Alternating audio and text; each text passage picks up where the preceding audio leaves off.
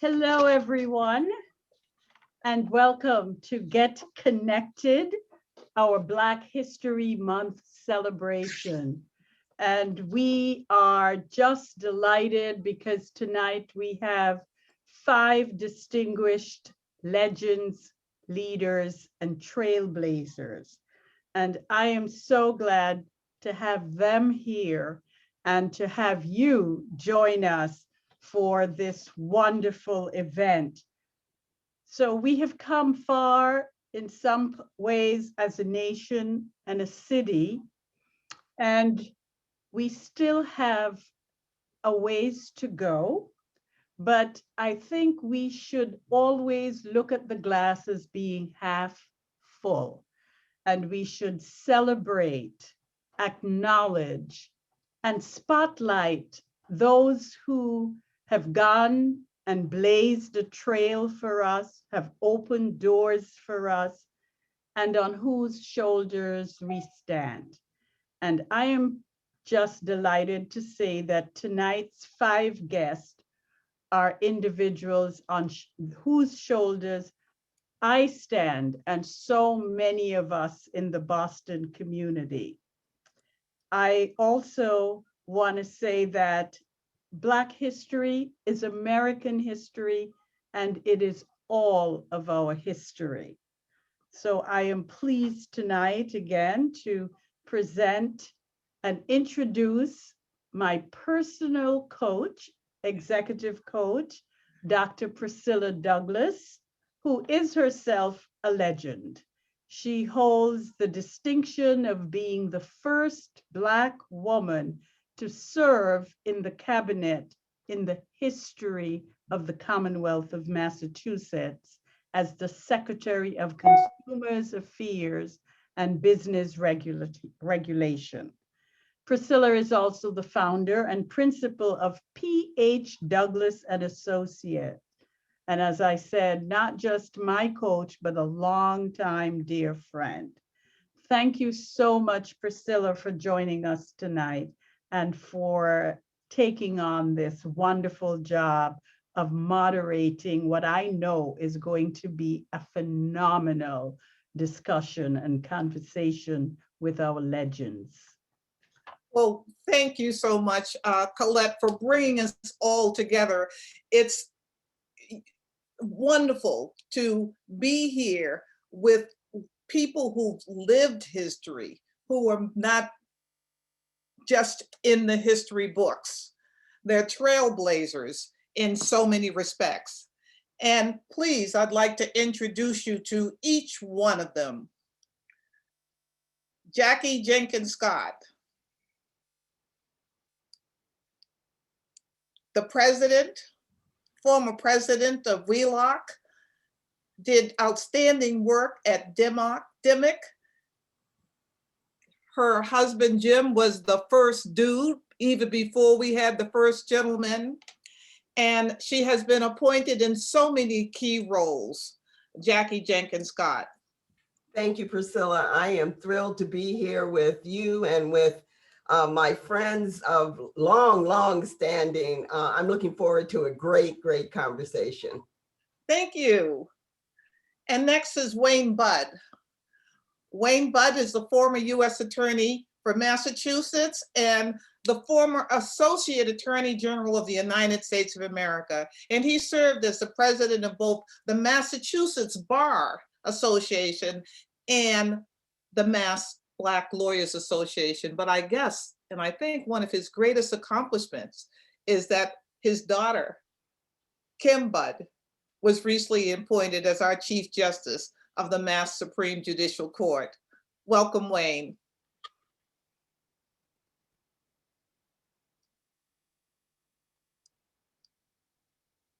You were on mute, yeah.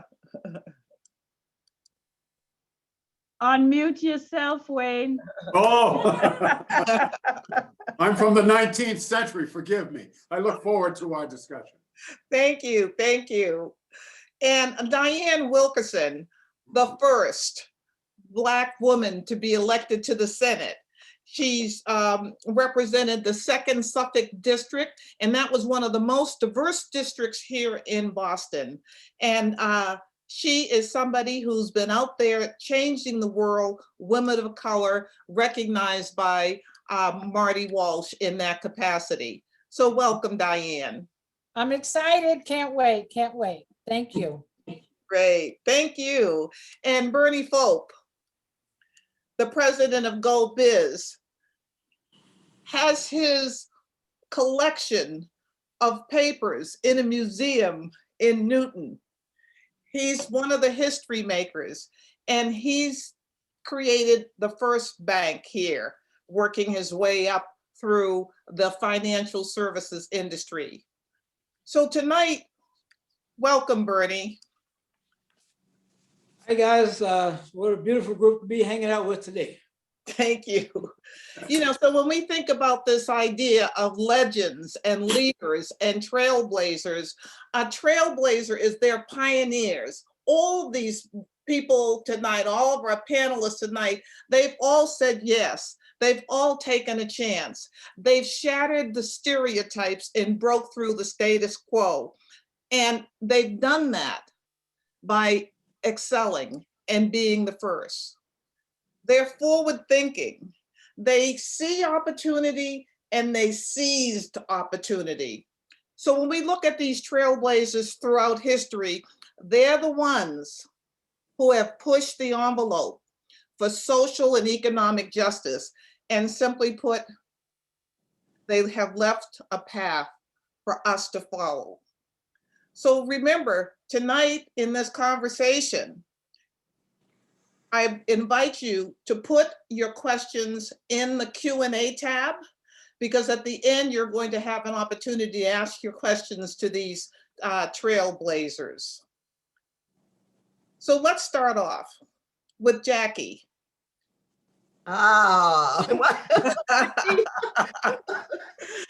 And Jackie, you were the first African-American president of Wheelock. And one of the things we want to do tonight is talk about what was it like then, the context then and the context now. What was it like for you to step into that role as the president of Wheelock at that time?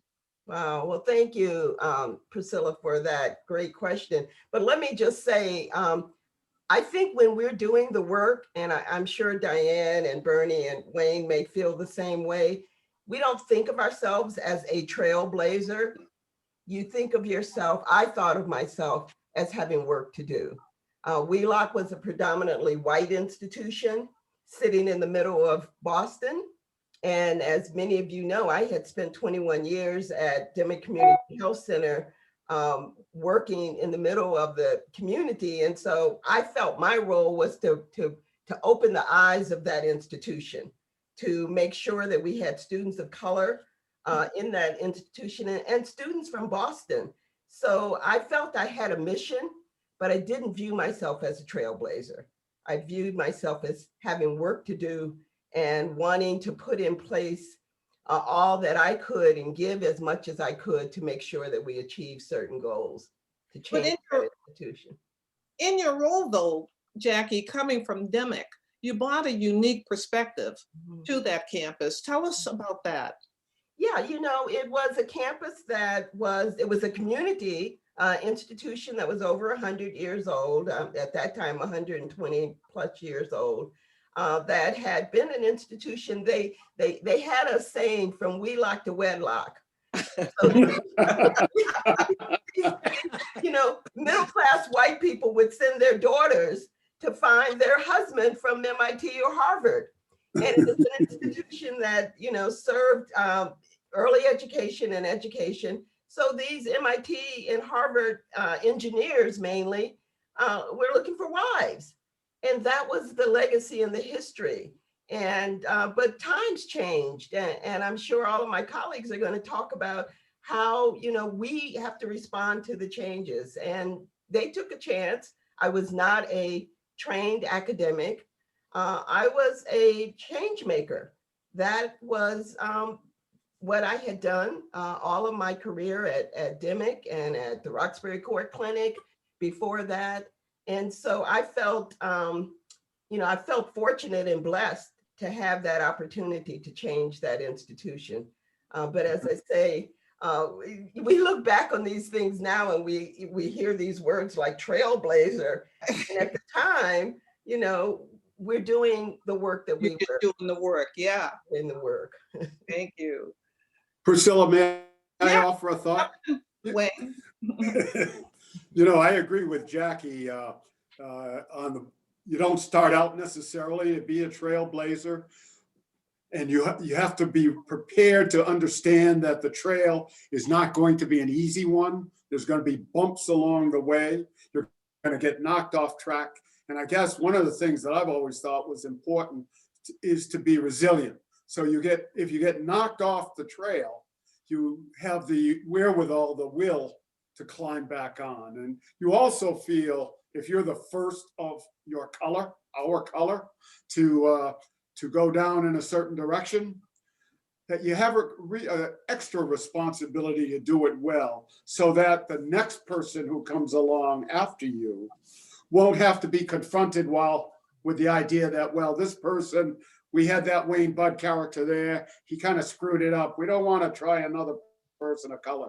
So you feel that responsibility to do a good job, to make the path easier for the person that's coming behind, or persons coming behind you.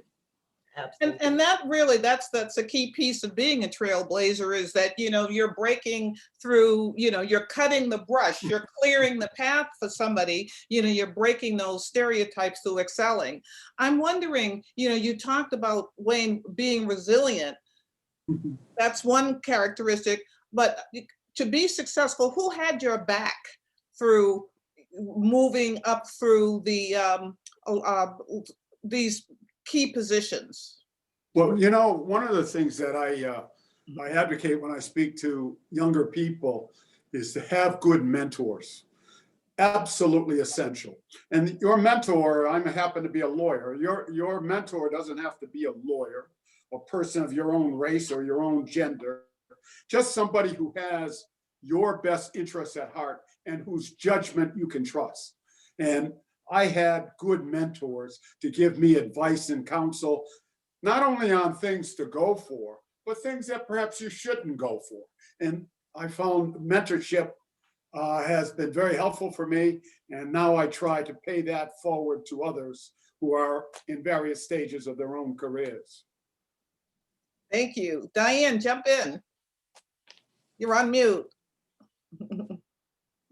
Before we Speak on started, I mute. was trying to figure out how I'm going to work this story into the evening, and you asked the perfect question. But so I want to speak to that, because I think it is a perfect example of the reality of our lives. In 1990, I was practicing law actually before I went to the Senate, and was at the point in the firm where I was up for partnership. Understand, I had really no idea what that meant. I knew what you called it, but I didn't know what it meant. I remember the day that I was sitting in the conference room with the partners from the law firm, just Roach, Cairns, and DiGiacomo, and they're asking me questions, and I kept excusing myself to go to the restroom. And what I was doing, I would run in my office and call. Mind you, there was not another Black female partner in any law firm, and so I had this list: Wayne Budd, Harry Daniels, Richard Soden, Charlie Beard, Walter Prince. So I'm on the phone with them. They asked me this, what do I say? And then I would go back into the room and I would act like I had been to the ladies' room, and then they'd get to another question. I said, excuse me, I have to go again. I ran out, I would call one of them again. They were my mentors. There was no one else for me to call because there was no one else. And so Ruth Ellen Fitch and I became partners on the same day.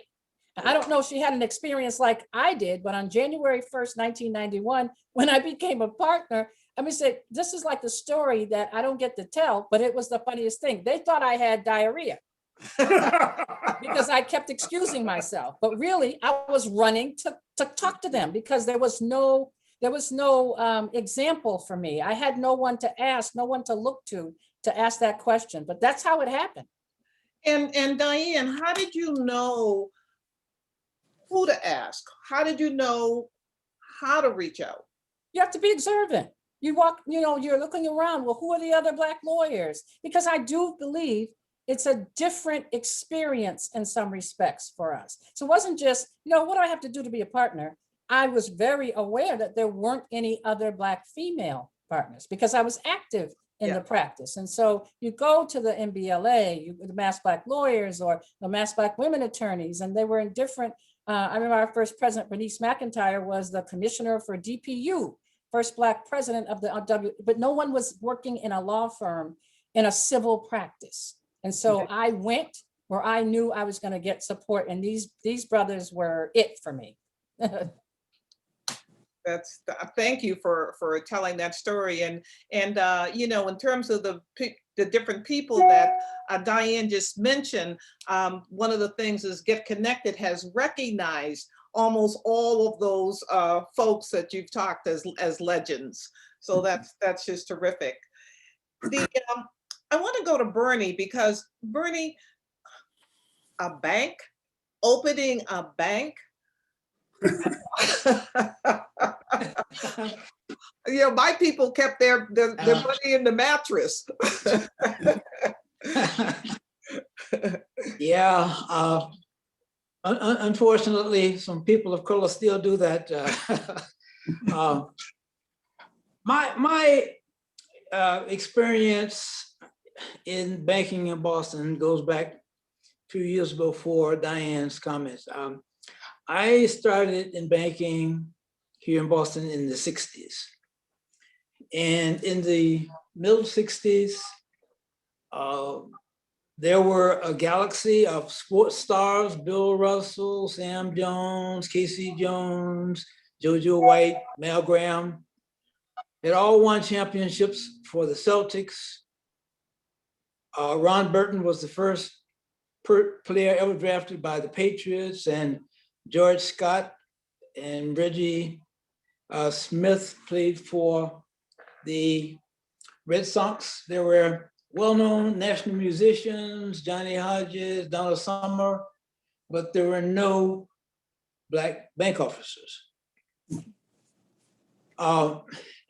The experience in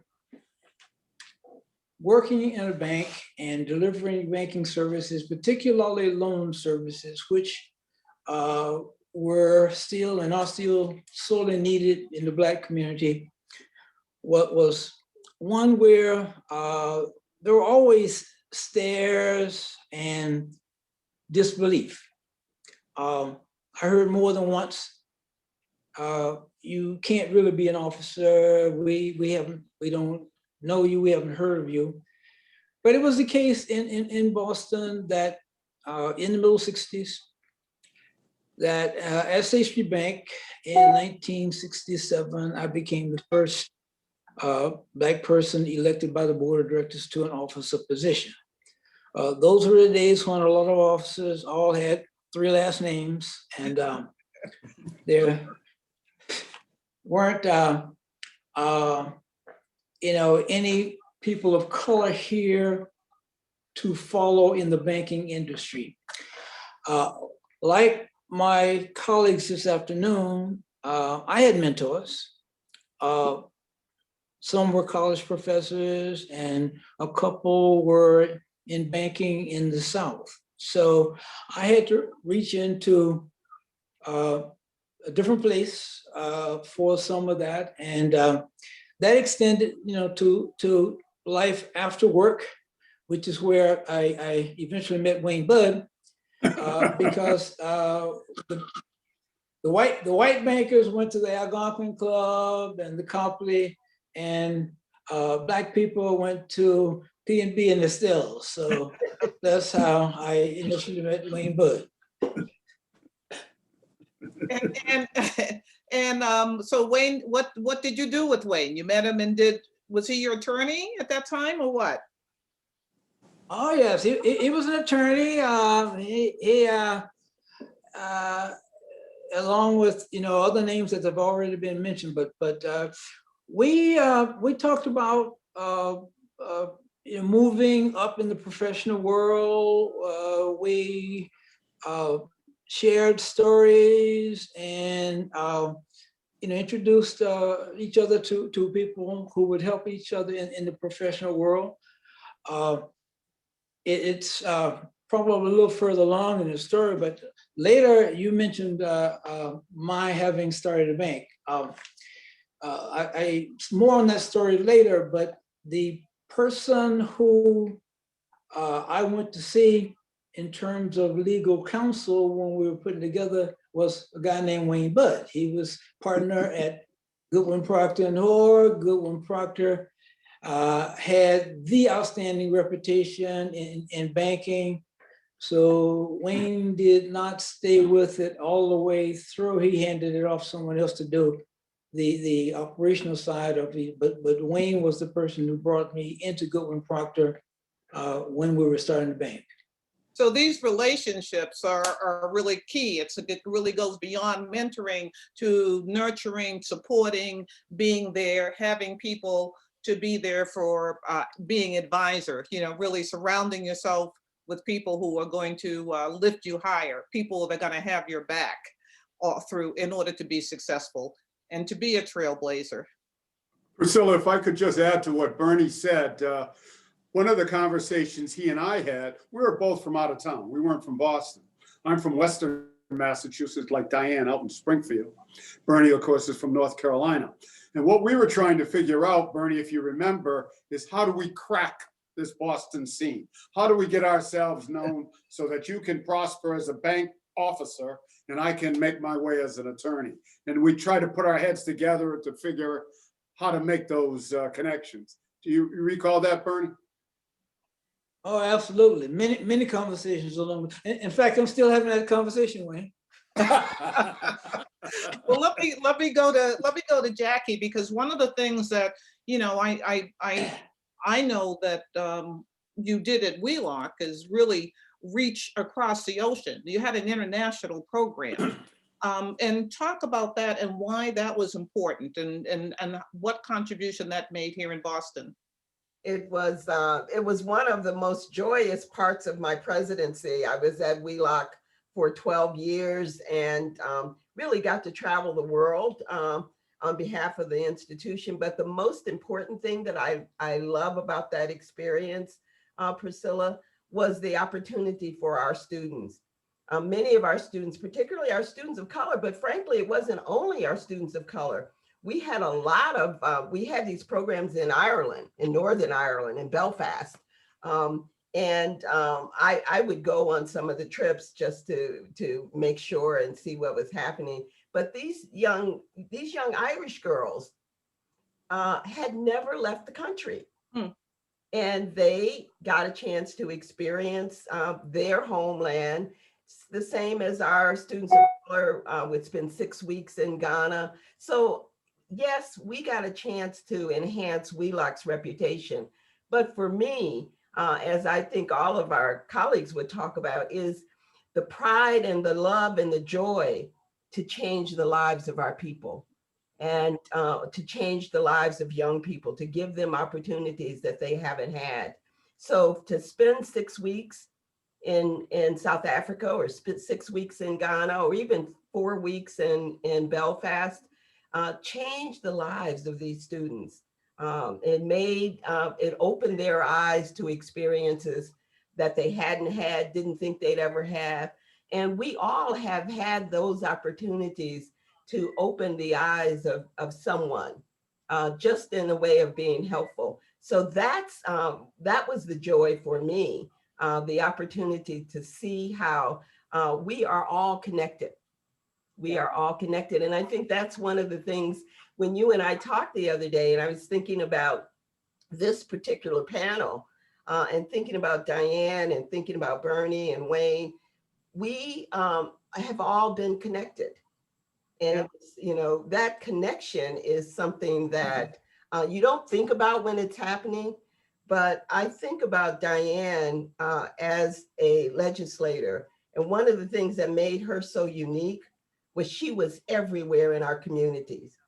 She never forgot what was happening. So anytime we had something at Dimick, our state senator was there.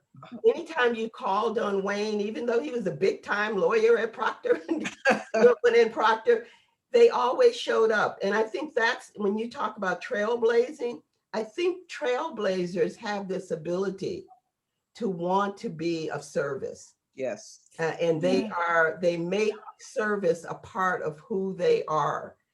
And ultimately, when you're doing the work, you don't think I'm trailblazing. I bet, Diane, when you would have to leave a Senate meeting and come out to Roxbury to Dimick for some event, you didn't think I'm doing this as a trailblazer. Right. You thought I'm doing this because this is service. This is part of what I do. And I want to say to our audience, have the courage to be your authentic self. If you are a person who is of service and wants to be of service, do that. And 20 years from now, somebody's going to tap you on the shoulder and say, you know, you did this. You were an inspiration to me when I heard you give a talk. And you were probably thinking, I didn't want to give that talk, didn't have the time to give that talk. So we never know how we're impacting people. So that was my thought about this particular panel that Colette so brilliantly put together. They were always of service. Thank you. I want Diane to jump in, and I also want to, when we think about these challenges, one of the things that ties us all together is this whole conversation on wealth. And I know, Diane, when we worked together on the check cashers and insurance and greenlining, talk about, I want people to know, and I want you to share about your legislative history and the legacy that you left for us. So it's part of the mission. Jackie is so right. So here's what I'm thinking about as I'm sitting here watching. Wayne mentioned we're from Western Mass. I grew up in Springfield, Massachusetts.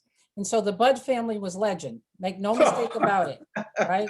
His dad and he has a whole series of firsts in law enforcement. So I knew of the Budd family. But my roots, I was born in Arkansas. And that was how Jackie and I bonded. So, the state, we are Arkansans. And I remember the day that Bernie Fulp came to my state house office, because I had a meeting with a banker, and then he walks in. I'm like, okay, tell me this again. I knew the Bank of Commerce, right? So I'm thinking, what is the bank? So you run a bank, right? And we've been fast friends ever since. And so, Priscilla, you were the secretary in the early years of my coming to the Senate. The secretary, can you imagine what a big deal that was for me to say, I got to meet with the secretary? And in my office, down that corridor, walks Priscilla Douglas. I'm like, yes, Madam Secretary, Madam Secretary. But the reality is that, I think about the practice and even being a senator. I remember showing up, for example, at Emerson for the inauguration of Jackie Liebergotten as the president, and having the ushers ask me if I would let them know when Senator Wilkerson arrived. And Jackie and I became fast friends over that, but that is our reality. And so this whole notion of trailblazing is almost kind of a misnomer, because to me, that's an after the fact word. Nobody in this panel, no one gets up in their life and says, you know what? I think I want to be the first incredible president and CEO at Dimick. I think I want to be the first. I didn't even realize what I was walking into in terms of the history of the Senate until 3/4 of the way into the campaign. Because it was like, put your head down and you're just running. And then you're like, wait a minute, right? Wait a minute, the first? And so my mission never changed, from the NAACP work to the legal work to the Senate work. And that is an understanding that the way we change people's lives is to change their access to income. It is about money. We go through all these different machinations to, address poverty. To me, there's only one way: give people more money than they have. And so my mission was always trying to figure out how to do that. You don't address poverty by building affordable housing. The only people who make money in that proposition are the people who built the housing. But people who move in are poor. And by the way, the only way they get to keep their housing is to stay poor, which is the whole contradiction of our reality. So I focused on legislation that had to do with economics, always, whether it was check cashing, anti-predatory lending. We are the only state in the United States that has a Community Reinvestment Act, a CRA bill, and insurance. One of my proudest, because my argument was insurance companies take millions of dollars in policies out of this communities, just like banks do, and deposits. And so they have no obligation to return it, and we ought to create one. And the situation presented itself because guess what? They wanted a tax break. I said, fine, I want a CRA. Mhm. And we When you got it. about it, you know, the economics goes through each of our areas, whether it's banks, whether it's the legal structure, whether it's education, whether it's the healthcare system. I mean, it's fueled by economics. And when we think about, you know, the challenges, that we face today, we've had change. What are the challenges?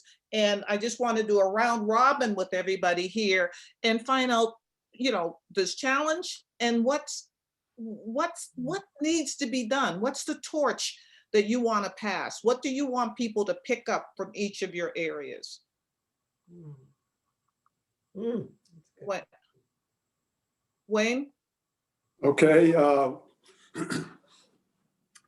What I think people ought to have their eyes on, and I'm thinking of people of color who are either starting their careers or mid-career, you've got to be willing to stretch. You got to be willing to take a risk.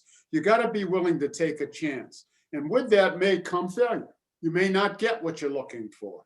And if you don't get it, I mentioned resiliency earlier, you also have to take responsibility for your own disappointment, your own inability to get that particular job. And sit down and figure out, how will I do this the next time? How can I be better at it? And I think that's time, Priscilla, better spent than saying, well, I didn't get it because I was Black, and I didn't get it because I look different.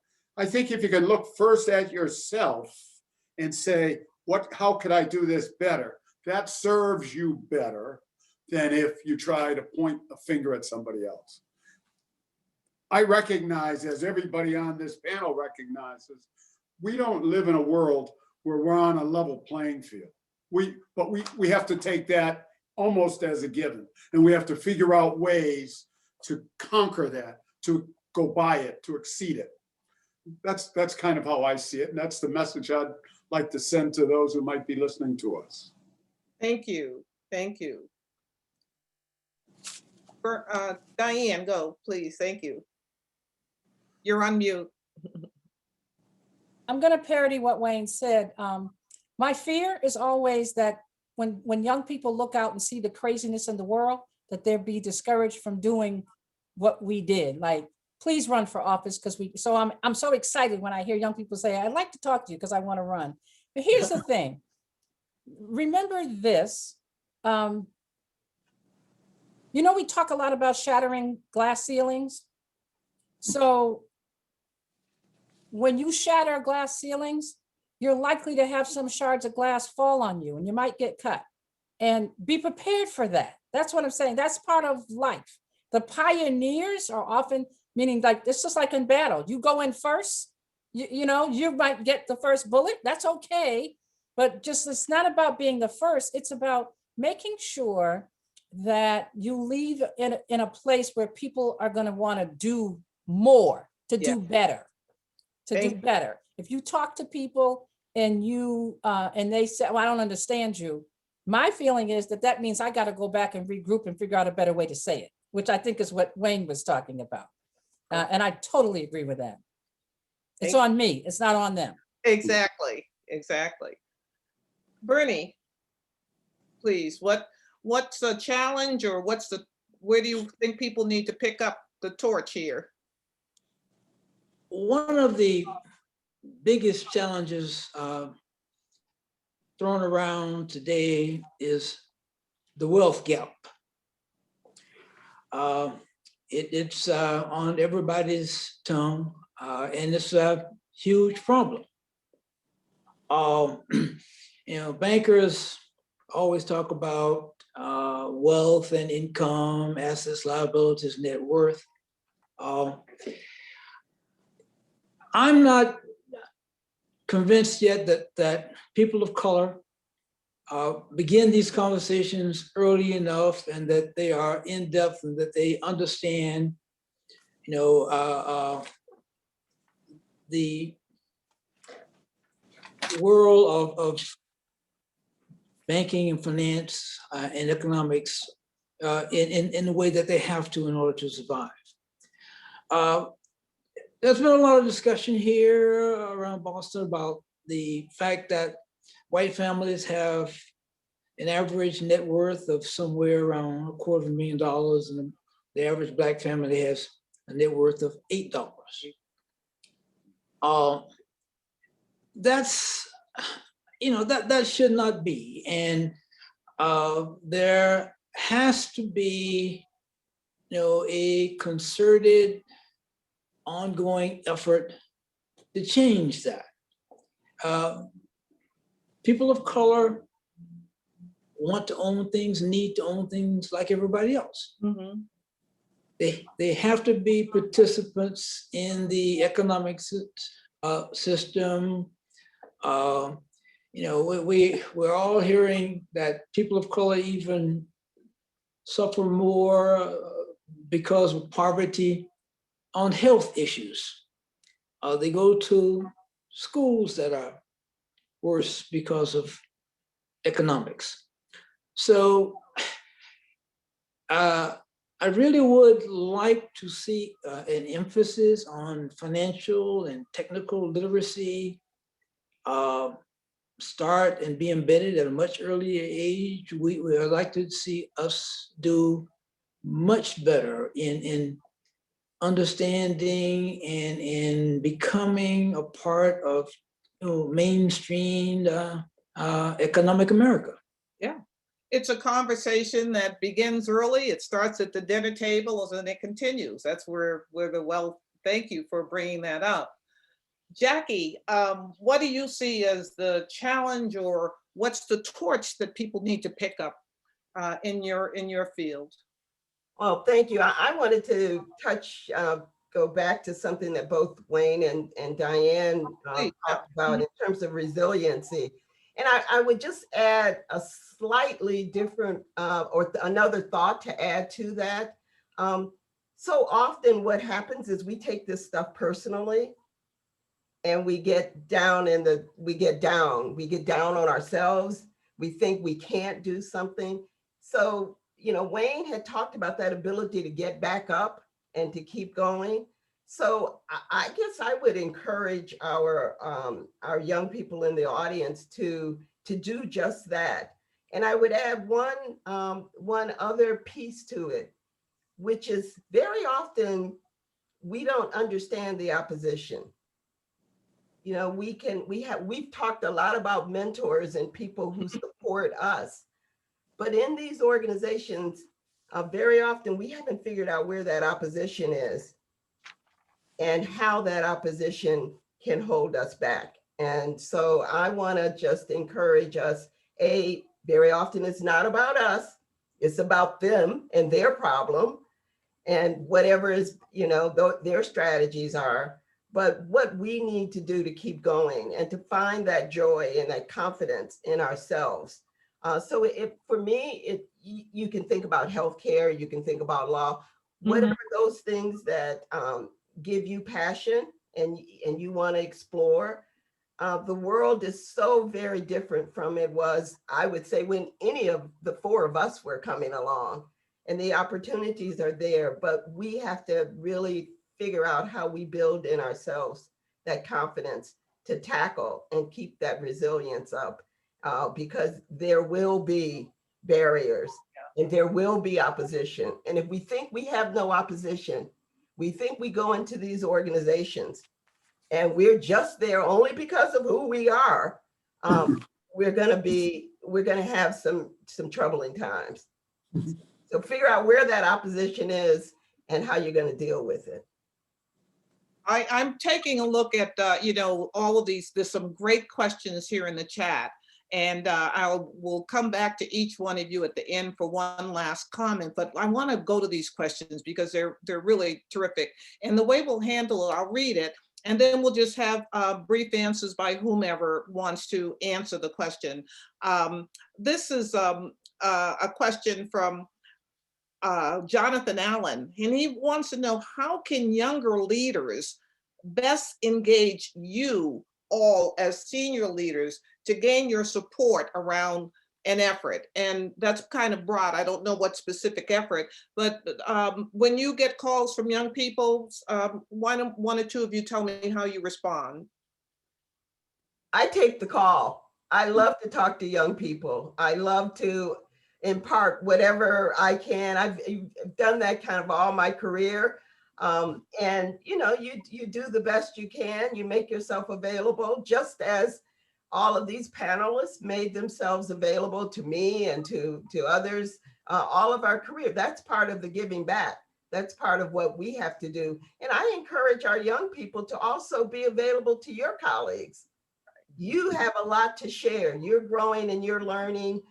Find your group, find your posse. But most, I love to take the calls. I love to make myself available as best I can, given whatever constraints I have in my schedule. Priscilla, I'd say 2 words, Yeah. reach out, reach out. Jackie says it. You know, it's certainly worthwhile to give it a shot. If somebody may have seen this panel on Get Connected and say, Ms. Jenkins Scott, I'd like to meet with you. I'd like to talk with you. And you just heard her say she's available. I'd like to say I would be as well. And I'd guess that Diane and Bernie feel the same way. So reach out, folks. Give it a shot. And you'll find that people are willing to share with you what their experience is and give you the benefit of their advice. So Yeah. Priscilla, it was very simple to me. When I was younger, I was the one who made those calls and everybody answered. So now I answer the calls, right? And really, I would call out of the blue, you know, hi, you don't know me, but. And I Yes. encourage people to do that the same. Boston is a very difficult place to socialize professionally because we don't have an Estelle's or a PBC. So you have to do things like, you know, well, I was going to say brunches, lunches, and dinners. Now it's Zoom. You better get on Zoom. Get And, on and there's no better way than to get connected than to get connected with the That's K, right? Get connected and be here and on every occasion and follow up. I have a question here from Joyce Plotkin. Thank all the panelists for your leadership. And she's asking, who were your mentors along the way? Who were your mentors? So let's just get one word and one description from each person, one individual. Bernie, did you have a mentor? Dr. Joseph Patterson. He was a college professor. He was not in finance, but he, talked about what I could do, maybe ought to do. And our friendship lasted, after college and through breakfast and dinners and right up until he died. So I did have a mentor, Dr. Joseph Patterson. Thank you. Diane, did you have a mentor? They changed when my space changed. Yes. So I talked about already for lawyers when I was there, when I got into to the politics, I was talking to people a lot outside of Massachusetts, right? I would also say one of my mentors, and I know this sounds strange, but one of my sheroes is Barbara Jordan, and I never met her. I studied her life. I watched her testify at Watergate hearings, right? And I said, like, okay, I want to do what she does. I didn't even know quite what that was, but I came to know because I studied who she was. And I'm glad you mentioned that. Yeah, I'm glad you mentioned that. So mentor, through role models, through aspiration. What about you, Bud? Wayne, did you have a mentor? I had many, Priscilla, but one that comes to mind is a old Bostonian by the name of David Nelson. David Nelson is the first African-American federal judge, but he opened so many doors for me along the trail of my career. He helped me get on the board of trustees at Boston College to do some teaching at BU. He helped me get clients when I was trying to start a practice. David Nelson, quiet, unassuming, self-effacing, but he Mhm. was always there for me. So I would say to somebody, hey, my mentor is David Nelson. And they would say, hey, he's my mentor. Right. He had hundreds of people he was mentoring, but I've always been grateful to David for all that he did for me. Thank you. And Jackie, your mentor? Aside from, just incredible role models and both in my family and that I didn't, just incredible women leaders. I like to think I didn't call them mentors at that time. Now it's become kind of a formalized thing, but these were people that you can go to. And I love, many of you on this panel will remember Danny Rothenberg.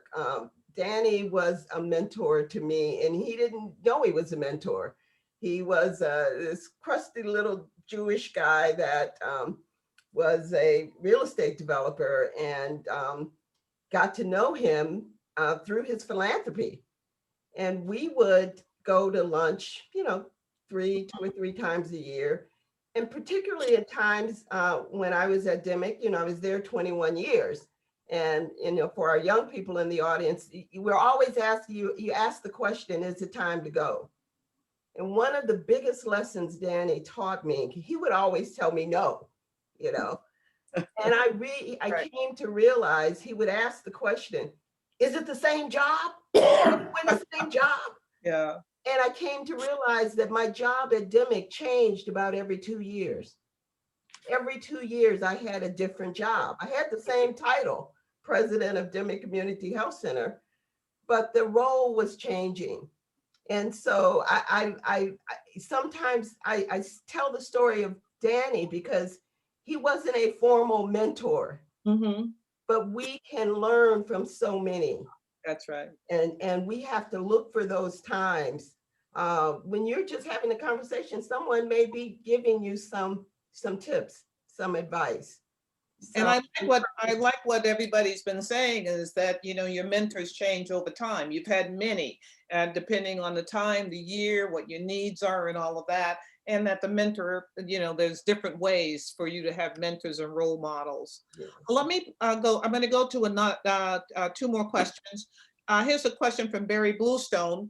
What are some of the most important things that we in the white community can do to be the best possible allies based on the movement for Black and Latinx success and full equality? Trust. So say some more about that. What does trust mean?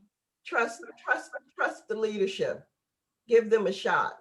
You have to, we talk about that in philanthropy now, trust philanthropy. Philanthropy really has to change how we, the expectations, what hoops we put for people to jump. And all of us can tell you the hoops that we had to jump. Some of them were the expectations and the requirements were far greater than someone else. And we grew up as Black people, we grew up thinking we've got to work harder, smarter, faster, you got to do better, you can't make mistakes, all of that stuff. So I would say to our white allies, trust that we know what we're doing. We may not always get it right, but that's a big issue. So that's my advice, Barry.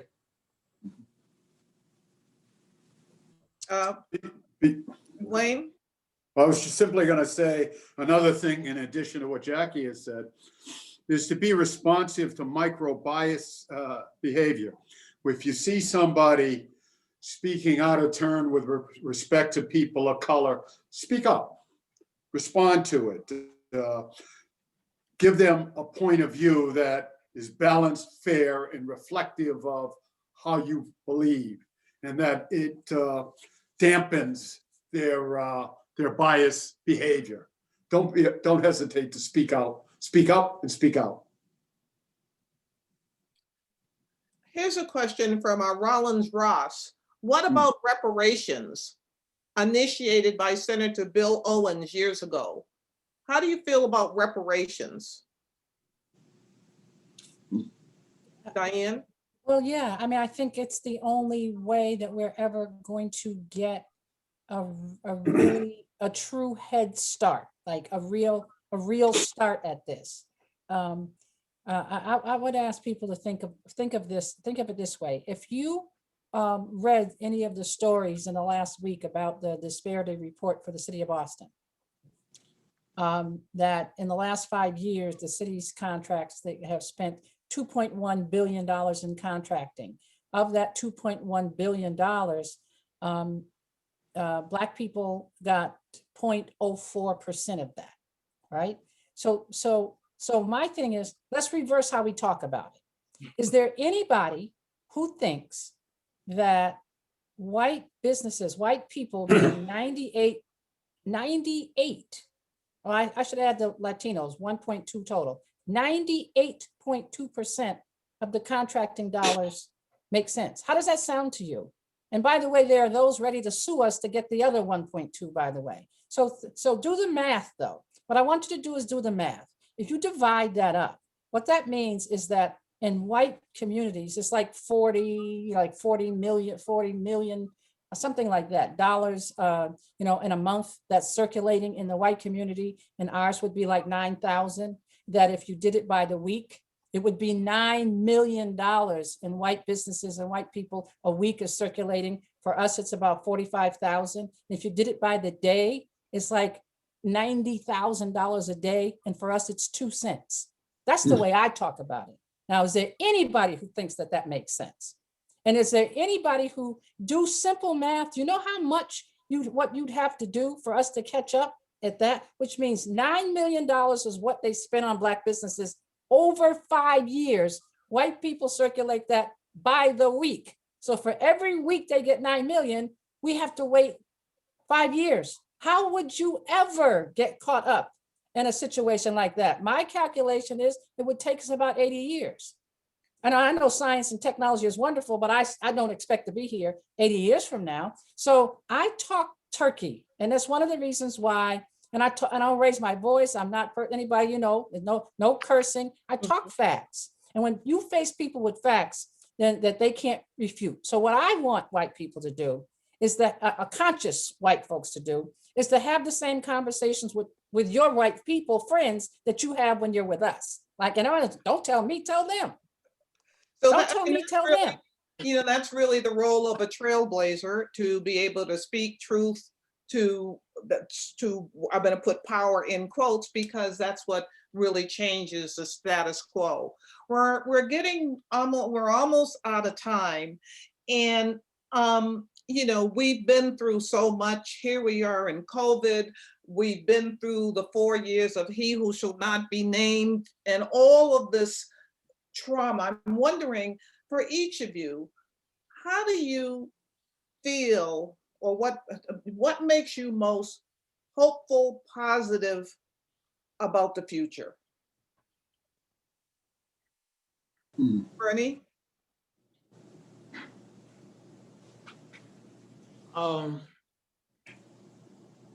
I look at my granddaughter, Aubrey, and I am hopeful that in her later life, she is not confronted by the same hurtful things that have popped up in our lives. We were all told when we were young, things will change, it won't be this way in the future. We see how hard we have to work, for that change, if it could. I want to make just a brief comment on the earlier statement, if I can. So much of this country has been built on unpaid labor. And the notion that we should not consider reparations or some sort of payment, just, it is far beyond anything. There are serious economists and people in Congress who are looking at that. So I just wanted to get that comment in. My my granddaughter made a comment a couple of years ago when my papers were being taken into the archives in Newton. And along the way, her mother asked her, her mother heard her say, why is granddaddy getting an award? And her mother said, he started a bank in Newton. And she replied, like Alexander Hamilton. That's an actual quote. So to be that receptive at that age, I just hope that the world allows her to grow and continue to be beautiful and receptive when she is a full adult. Excellent, perfect, thank you. Wayne, I saw that you wanted to jump in. Oh, only to say that I agree with Bernie. I am optimistic for the future because of some of the bright, hardworking, intellectually sound people of color that I come across inside and outside of the legal profession. And they give me a great feeling of hope that the days ahead are going to be better than the days gone by. The young people. Thank you. Diane, and then Jackie, and then Colette. I'm hopeful for the future because of what we witnessed in the response and aftermath to George Floyd's murder and the protest, the diversity, the young, the older, the white, the number of young white people out there. That's my hope. And I think we all should take that away, because what my takeaway from that is the recognition that this is not just their problem. This is all of our problem. And that's how we're going to address it. Thank you. Well stated. Jackie?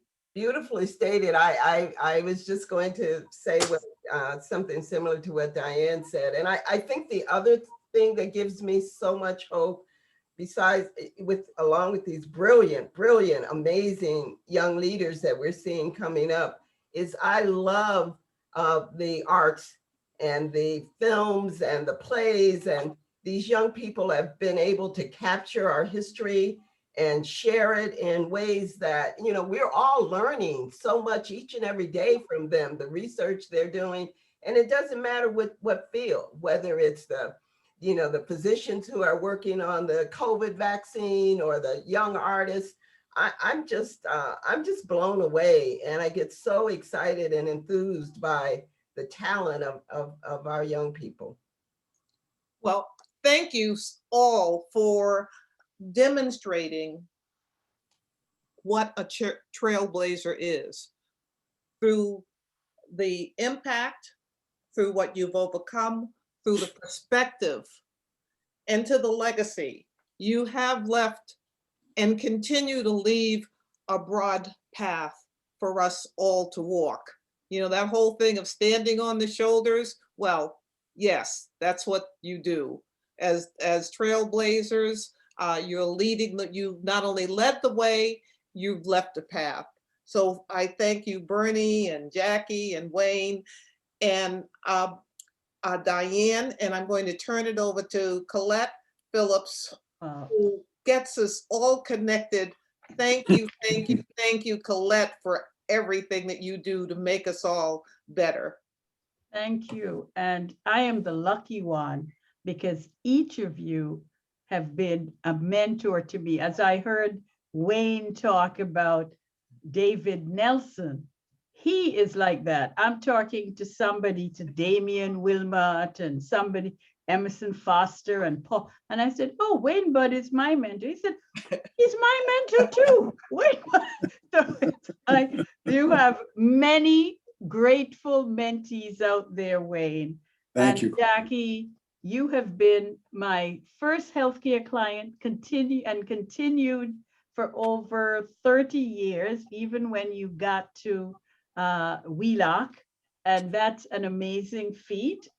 And Bernie, I call you up whenever I need either cheerleading, good advice, or connections to somebody.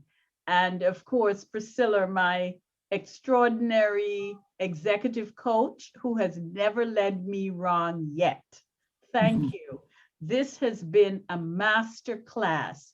And Ralph Cooper was on here from Atlanta, and he says, can we have more of this kind of discussion? Because there's so many young people today who really don't get to hear from people like you. And, you know, I think sometimes young people think they created everything. And I think this is a master class in really how to build community, how to network, and how to really lift as we climb. So I want to thank each of you for being so generous tonight and for sharing your wisdom and your input and everything. Thank you. Thank you. Thank you for having us. Yeah. My pleasure. Stay healthy, everybody. Yes. Bye. Thank you. Bye. Bye. Okay. Thank you. Bye-bye.